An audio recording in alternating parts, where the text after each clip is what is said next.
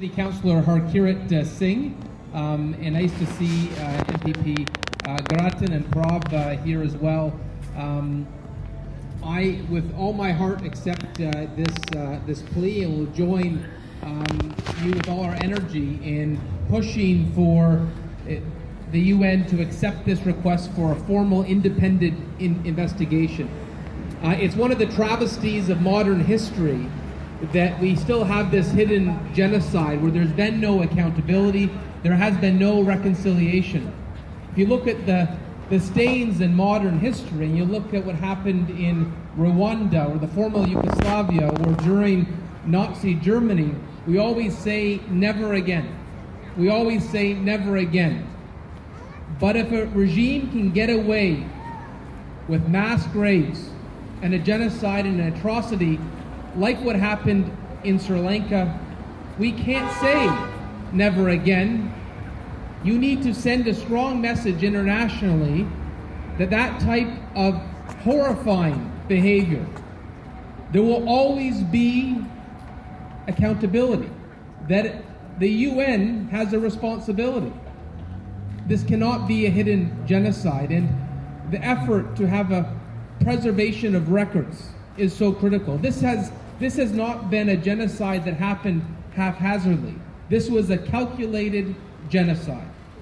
And on the heels of a physical genocide, we are seeing a cultural genocide. And for me, this is very personal. Many of you have heard this story before, but in 2009, I was an MP in the city of Barrie. At the time, there was 2 Tamil families in the city of Brampton. The city of Barrie. And one of them came into my office and was in tears. I remember her name. It was Ranji Suresh Kumar. And she said, my uncle, my loved ones are being murdered in Sri Lanka. People are being killed. There are mass graves. Women are being raped. Children are being killed. And I could tell from her tears it was very real.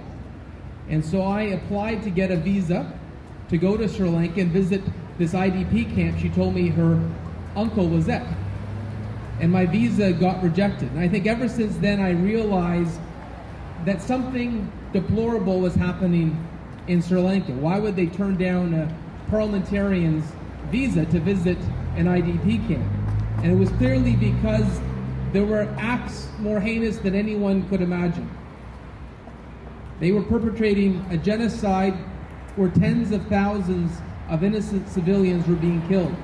And at the time, the Sri Lankan High Commission was going MP office to MP office in the House of Commons, trying to call all Tamils terrorists. It was a propaganda machine. And the more you looked into it, the more you realized this was a propaganda machine like you would see during the Second World War with Nazi Germany.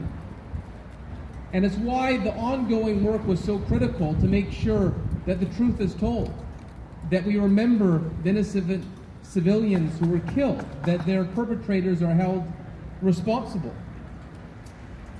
I remember at the time in 2010 there was a documentary on Channel 4. We actually played it in the House of Commons. I hosted a movie night to make sure we could combat the misinformation campaign we're seeing by the Sri Lankan High Commission. And that misinformation campaign hasn't stopped. Here we are, 12 years later, and it continues. And recently, our city council, when we heard about the destruction of the Mulivakal monument, we passed a resolution unanimously to build our own Mulivakal monument at Shinkuzi Park in Brampton. And can you believe the nerve of those who continue to try to pretend that genocide didn't happen? They came and delegated our council and said there was no genocide. They filed an integrity commissioner complaint against me for being so frustrated and disappointed when we had a delegate there, obviously on the behalf of the Sri Lankan High Commission, acting as if tens of thousands of innocent civilians weren't killed. The fact that that misinformation campaign continues shows the responsibility we have to make sure the UN investigates this, because they continue to pretend that those lives weren't lost. And for those who say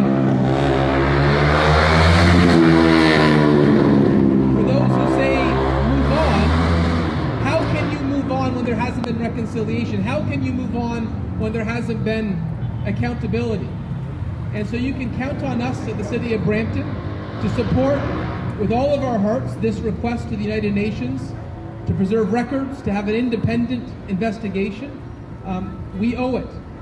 We owe it to all those who unnecessarily and brutally were murdered under the Sri Lankan regime. We must hold accountable the Rajapaksa regime for the crimes against humanity, and that's what happened. It was a genocide. It was an atrocity, and we will be there with you, shoulder to shoulder, to do everything we can to expose this hidden genocide.